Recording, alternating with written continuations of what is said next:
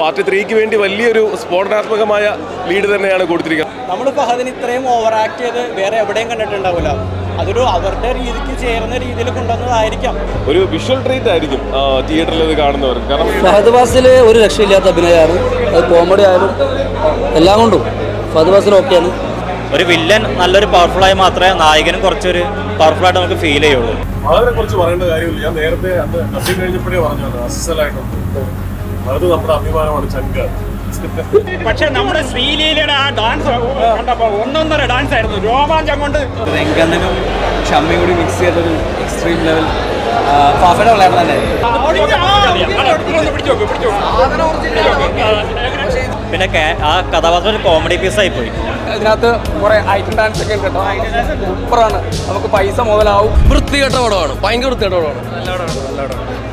കുഴപ്പമില്ല. 8ാമത്തെ എപ്പിസോഡ്സും പൊപ്പി. അപരാധം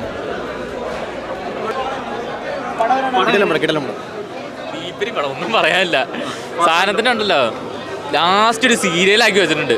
കിണ്ണ സാധനം ഒന്നും പറയാനില്ല. പുള്ളിക്ക് നാഷണൽ അവാർഡ്, അതേപോലെ രശ്മിക മന്ദാനയ്ക്ക് നാഷണൽ അവാർഡ് എല്ലാം തൂക്കും. ചേട്ടാ ഒന്നിനും കൊള്ളൂല പടം, സത്യം പറയല. ഫസ്റ്റ് അടിപൊളിയാണ്. ബാക്കി കണ്ടോക്കി 3 പ്രാവശ്യം സ്റ്റോർ ചെയ്തെന്നല്ലേ പറഞ്ഞേ. ലാസ്റ്റ് ക്ലൈമാക്സ് പറ്റിയ കുളയൊക്കെ ഉണ്ട് ചോദിച്ചിട്ട് വേറെ എന്ത് പോരാ. ഫാസിൽ ഇപ്പം സാധാരണ കാണുന്ന മാസ് എലമെന്റ്സിന് അപ്പുറം ഒരു ഫാമിലി ഇമോഷണൽ ലെവലിലേക്കൊക്കെ പടം കൊണ്ടുപോയിട്ടുണ്ട്. ഒരു വിഷ്വൽ ട്രീറ്റ് ആയിരിക്കും തിയേറ്ററിൽ ഇത് കാണുന്നവർക്ക്. കാരണം ഫുള്ളൊരു അല്ലു അർജുൻ ഷോ ഉണ്ട്. പിന്നെ ഒരു ദേവി പശ്ചാത്തലത്തിൽ നടക്കുന്ന ഒരു ഡാൻസും ഒരു ഫൈറ്റ് സീക്വൻസും ഒക്കെ ഉണ്ട്. അതെനിക്ക് ഒരിക്കലും നിരാശപ്പെടുത്തില്ല. തിയേറ്ററിൽ എൻജോയ് ചെയ്യാൻ പറ്റുന്ന നല്ലൊരു ചിത്രം തന്നെയാണ്. ഫഹദ് ഫാസിൽ തകർത്താടിയിട്ടുണ്ട്. കാരണം ഇവിടെ തീർന്നിട്ടില്ല, പടം വീണ്ടും തുടരുകയാണ്. അടുത്ത പാർട്ടും കൂടി ഉണ്ട്. അപ്പം ബാക്കിയുള്ള സംഭവങ്ങളിൽ സംഭവിക്കാൻ പോകുന്നേ ഉള്ളൂ. അപ്പോൾ അഴിഞ്ഞാട്ടമൊക്കെ വീണ്ടും പ്രതീക്ഷിക്കാം. ഫഹയുടെ ഒക്കെ പാർട്ട് 3ക്ക് വേണ്ടി വലിയൊരു സ്ഫോടനാത്മകമായ ലീഡ് തന്നെയാണ് കൊടുത്തിരിക്കുന്നത്. അത് തിയേറ്ററിൽ കാണുമ്പോൾ തന്നെയാണ് മനസ്സിലാവുന്നത്. അത് പാർട്ട് 3 കണക്ട് ചെയ്തിട്ടുണ്ട്. അപ്പം ആൾക്കാർക്ക് പ്രതീക്ഷ നൽകുന്ന ഒരു സംഭവം തന്നെയാണ് പാർട്ട് 3ൽ കൊടുത്തിരിക്കുന്നത്. പെർഫോമൻസ് ഫഹദ് കയറി ഇൻട്രോൾസിനൊക്കെ ഫഹദ് കയ്യിലെടുക്കുക, തിയേറ്റർ മുഴുവൻ കയ്യിലെടുക്കുകയാണ്. പക്ഷേ ലെങ്ത് ആണ് ഒരു പ്രശ്നമായി പോയത്. പടത്തിന് 3.5 മണിക്കൂർ എന്ന് പറഞ്ഞാൽ ഇച്ചിരി കൂടുതലായി പോയി. ഒരു 3/4 മണിക്കൂർ കുറച്ച് സെൻറ്റിമെൻറ്റ്സ് ഇച്ചിരി കുറച്ച് മാസമായിട്ട് തന്നെ എടുക്കായിരുന്നു. ഫസ്റ്റ് പോലെ തന്നെ എടുക്കായിരുന്നു. ഇച്ചിരി ലെങ്ത് കൂടിപ്പോയതാണ് ഇച്ചിരി ഒരു പടം മാസമാണ്. മാസത്തെ അപ്പം തന്നെ എടുക്കാം കൂടോ. ഫസ്റ്റ് പാർട്ട് വളരെ സുപ്പീരിയർ ആണ്. ഫസ്റ്റ് പാർട്ട് അതായത് ഇപ്പൊ സ്ഥിരം കണ്ടുവരുന്ന ഒരു ട്രെൻഡാണല്ലോ. ഒരു ഫസ്റ്റ് പാർട്ട് എഴുതി കംപ്ലീറ്റ് ആക്കാൻ പറ്റിയില്ലെങ്കിൽ അപ്പം തന്നെ സീക്വൽ അനൗൺസ് ചെയ്യാം. അപ്പോൾ ആ ഒരു രീതിയിലാണ്. ക്ലൈമാക്സ് നല്ല രീതിയിലല്ല ഇവർ അവസാനിപ്പിച്ചിട്ടുള്ളത്. അപ്പോൾ അതുകൊണ്ട് എന്ത് ചെയ്യുക, ഒരു തേർഡ് പാർട്ട് അനൗൺസ് ചെയ്യുക, കഥയുടെ ബാക്കി അവിടെ വരും, പ്രേക്ഷകരെ മണ്ടന്മാരാക്കുക. ആ ഒരു രീതിയിൽ തന്നെയാണ് പടം പോകുന്നത്. നമ്മൾ ഫസ്റ്റ് പാർട്ടിൽ ഏറ്റവും ഇൻട്രസ്റ്റിംഗ് പോയിന്റ് ആയിരുന്നു അല്ലു ഫഹദിൻ്റെ ആ ഒരു ഫേസ് ഓഫ്. പക്ഷേ ഇവിടെ വരുമ്പോൾ അത് ശരിക്കും ഒരു കോമഡി സീൻ പോലെയാണ് തോന്നിയിട്ടുള്ളത്. ഫഹദിനെ അണ്ടർ യൂസ് ചെയ്യുന്നത് മാത്രമല്ല, ഓവർ യൂസ് ചെയ്ത് നമ്മൾ ഫഹദിന് ഇത്രയും ഓവർ ആക്ട് ചെയ്ത് വേറെ എവിടെയും കണ്ടിട്ടുണ്ടാവില്ല. അതൊരു അവരുടെ രീതിക്ക് ചേർന്ന രീതിയിൽ കൊണ്ടുവന്നതായിരിക്കാം. പക്ഷെ എങ്കിൽ പോലും വളരെ മോശമായിട്ടാണ് ഫഹദിൻ്റെ പെർഫോമൻസ് എനിക്ക് തോന്നിയത്. അപ്പോൾ ഈ അല്ലു അർജുൻ ഫഹദ് ആ ഒരു കോംബോയും ഒട്ടും വർക്കൗട്ട് ആയിട്ടില്ല. ആസ് എ സിനിമ ഇതൊരു ഫെയിലർ ആയിട്ടാണ് എനിക്ക് തോന്നുന്നത്. പുഷ്പ 1 അല്ലു അർജുൻ്റെ ഒരു റോ ആയിട്ടുള്ള ഒരു എഫക്റ്റ് ഉണ്ടല്ലോ. പുഷ്പരാജ് കുറച്ചുകൂടി പണക്കാരനും താൻ അടിയിലേക്കണം. അതാണ് പടത്തിന്റെ കഥാപാത്രത്തിൽ നിന്ന് പറയുന്നത്. അതായത് നമുക്ക് എല്ലാവർക്കും പണ്ട് മുതലേ ഒരു അണ്ടർഡോഗ് സ്റ്റോറി വളരെ ഇഷ്ടമാണ്. ഒരു താഴെക്കിടയിൽ നിന്ന് വന്നിട്ട് ഒരു റിച്ച് ആയിട്ടുള്ള ഒരു പൊസിഷനിലേക്ക് എത്തുന്ന സ്റ്റോറി നമുക്ക് വളരെ ഇഷ്ടമാണ്.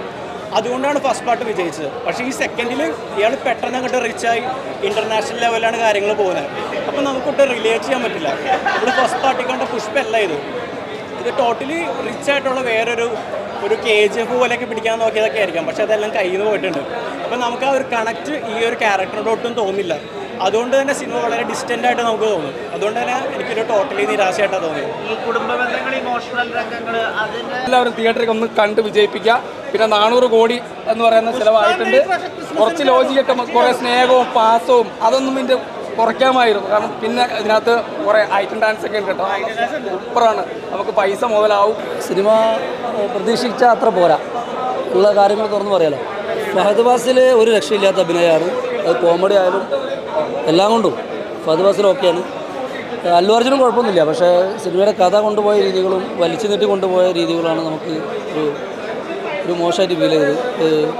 രംഗനും ഷമ്മിയും കൂടി മിക്സ് ചെയ്തൊരു എക്സ്ട്രീം ലെവൽ ഫാഫയുടെ വിളയാട്ടം തന്നെ. ആ ഡയലോഗ് ഒന്ന് പറയൂ. ആരായിരുന്നു സ്കോർ ചെയ്തത്? ഫഹദാണോ അല്ലോ? ഭയങ്കര ആർപ്പും ഒക്കെ ആയിരുന്നു.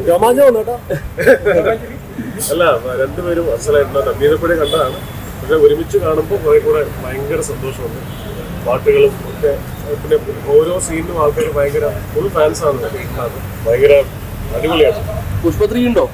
പുഷ്പ3 അവർ ഉണ്ടെന്നാണല്ലോ പറയുന്നത്. എനിക്കും അത്ര അറിയുള്ളൂ. ഇതിലൊന്നും കാണിച്ചില്ല. ഇല്ല, ഇതിൽ കാണിച്ചില്ല. നിങ്ങൾ പടം കാണും. അപ്പോൾ ഞാൻ കൂടുതൽ സ്പോയിലേഴ്സ് പറയുന്നില്ല. പോട്ടെ, നമ്മളെല്ലാം വർക്ക് ചെയ്ത പടമല്ലേ. പോട്ടെ. ഹലോ. എനിക്കറിയാതപ്പെട്ട കാശ് അത് കാലണയോ അരയണയോ ആണെങ്കിലും അത് കിട്ടാൻ വേണ്ടി 7 കടലും 7 മലയും കടക്കേണ്ടി വന്നാലും അവിടെ എത്തുക എന്നുള്ളതാണ് പുഷ്പയുടെ പോളിസി.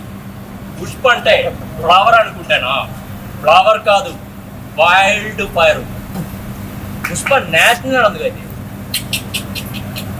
ఇంటర్నేషనల్ అస్సలు తగ్గేద్దన్న പേരാണെന്ന് കരുതിയോ? ഒരു ബ്രാൻഡാണ്. അടിപൊളി. അടിപൊളി. അത് ശരി. അടിപൊളി. പടം കണ്ടോ? പടം കണ്ടിട്ടില്ല. നിങ്ങളും കണ്ടിട്ടില്ലോ അല്ലേ? ഞാനും ആദ്യമായിട്ട് 4 മണിയുടെ ഷോക്ക് വരുന്നത്. തിയേറ്ററിൽ എങ്ങനെയാണ് ഒരു ആരവം? തിയേറ്ററിനകത്ത് ഭയങ്കര ഓളമാണ്.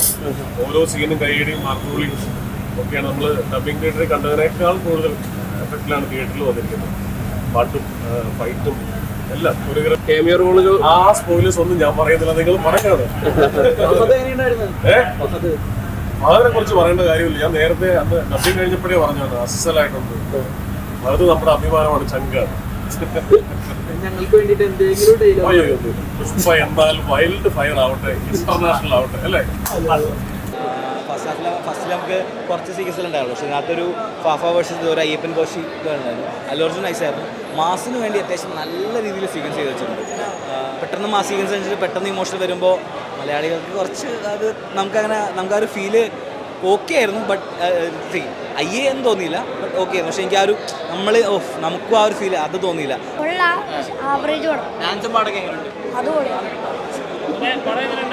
അടിപൊളി പടമായിരുന്നു. അല്ലു അർജുൻ, ഫഹദ് ഫാസിൽ, രശ്മിക മന്ദാന എല്ലാവരും 6 അടി.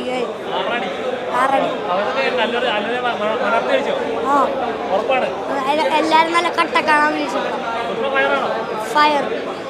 പടം 3.5 മണിക്കൂറുണ്ടെങ്കിലും എഡിറ്റിങ്ങിൻ്റെ ആ വേഗത കൊണ്ട് പടം പെട്ടെന്ന് തീരും.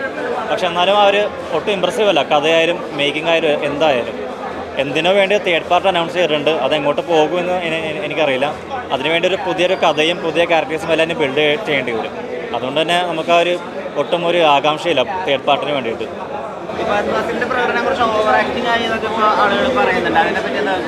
ഓവർ ആക്ടിങ് ആയിട്ടില്ല. പക്ഷേ ഫാസിൻ്റെ ക്യാരക്ടറിൽ നമുക്ക് രംഗണ്ണൻ്റെ നല്ല ഇൻഫ്ലുവൻസ് കാണാൻ സാധിക്കും. ആ ക്യാരക്ടർ അതിനുവേണ്ടി ചേഞ്ച് ചെയ്തോ എന്ന് ഡൗട്ടുണ്ട്. പിന്നെ ആ കഥാപാത്രം ഒരു കോമഡി പീസായിപ്പോയി.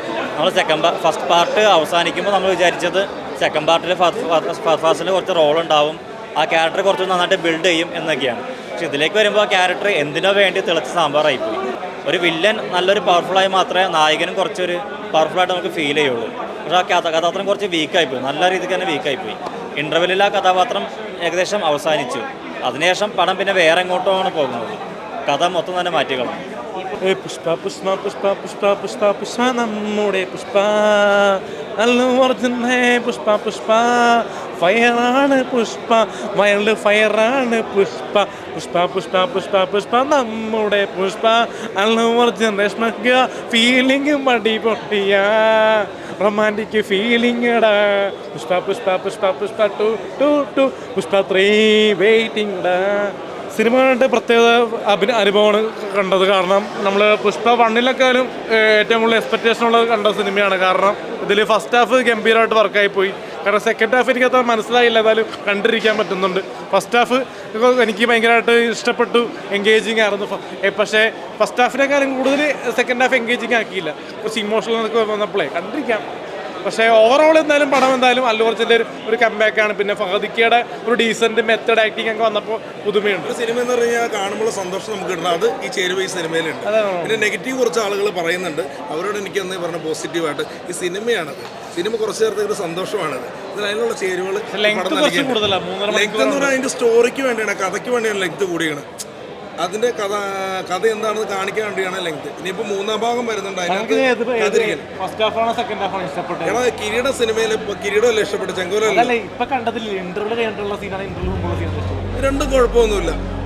അത് കഥ വരുന്നില്ല, സെക്കൻഡിലെ കഥ വരും. എന്തായാലും ഗംഭീരമാണ്. എന്തായാലും ഫഹദ് ഫാസിലും അല്ലു അർജുനും അടിപൊളി. മൂന്നാം ഭാഗത്തിന് ഞങ്ങൾ പ്രേക്ഷകർ കാത്തിരിക്കും. എല്ലാം ഉണ്ട്. BGM ഒക്കെ പക്ക BGM, ഫൈറ്റ്, മ്യൂസിക്, പാട്ടല്ല. ഒരു പാട്ട് എന്തായാലും ഹിറ്റായിട്ടോ. ഇനിയിപ്പോ ടിക്ടോക്ക് ആയിട്ട് ഇറങ്ങി. ഫഹദ് ഫാസിലൊക്കെ തകർത്ത് അഭിനയിച്ചിട്ടുണ്ട്. അതേപോലെ തന്നെ നമ്മുടെ അല്ലു അർജുനായാലും രശ്മിക മന്ദാന ആയാലും നല്ല രീതിയിൽ തന്നെ ചെയ്തിട്ടുണ്ട്. പക്ഷെ അതാണ് ലെങ്താണ് ഏറ്റവും വലിയ പ്രോബ്ലം. ഏതൊരു പടത്തിന്റെ ലെങ്ത്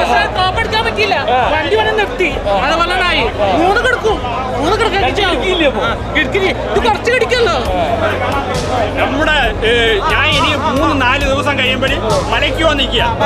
പക്ഷെ നമ്മുടെ ശ്രീലീലയുടെ ആ ഡാൻസ് കണ്ടപ്പോൾ ഒന്നൊന്നര ഡാൻസ് ആയിരുന്നു. രോമാഞ്ചം കൊണ്ട് പുറകിലായി ഓടിത്തിരിച്ചു പോയി. പിന്നെ നമ്മുടെ ആ ക്ലൈമാക്സ് എടുക്കുമ്പോൾ നമ്മുടെ അല്ലുഭായിയുടെ ഒരു ഒന്നൊന്നര ഫൈറ്റ് ഉണ്ട്. അത് ഒന്നും പറയാനില്ല. ആ ഒരു കോലവറി മാസായിട്ട് തന്നെ ഒരു വെറൈറ്റി ആയിട്ടായിരുന്നു. അതൊക്കെ നിങ്ങൾ കണ്ടാലേ മനസ്സിലാവും. രോമാഞ്ചം കൊണ്ട് എന്തൊക്കെ ചെയ്യണമെന്ന് അറിയാതെ ഈ കിംബോ ഇങ്ങനെ ഇരിക്കുകയായിരുന്നു. ഒറ്റ നോട്ടോ കൈയടിച്ച് ഓടിച്ച് മാറ്റി പാർട്ട് 3ക്ക് വേണ്ടി കട്ട വെയിറ്റിംഗ് ആണ് ഈ കിംബോയി. ഒന്നും പറയാനില്ല. പറഞ്ഞടിക്കല്ല. പുള്ളിയായിട്ടുള്ള അടിപൊളി പെർഫോമൻസ് ആയിരുന്നു. അത് കൊള്ളാം. പുള്ളി നല്ല രീതിയിൽ രക്തചന്ദന വിട്ടു തുടങ്ങിയത്. ഇതുകൊണ്ടാണ് പുള്ളിയുടെ കളി തുടങ്ങിയത്. പുള്ളി എന്ന് വെച്ചാൽ ഒരു സൂപ്പർ കളിയാണ് തുടങ്ങിയത്. ഇപ്പോൾ പാർട്ട് 2-നൊപ്പം പാർട്ട് 3യും വെയിറ്റിംഗ് ആണ്. ഒരിക്കലും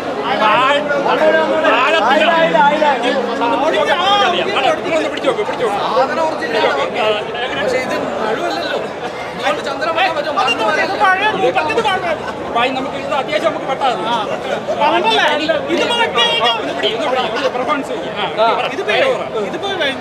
ഇതൊടിയുള്ളോ കൈയൊടിയും ഇത്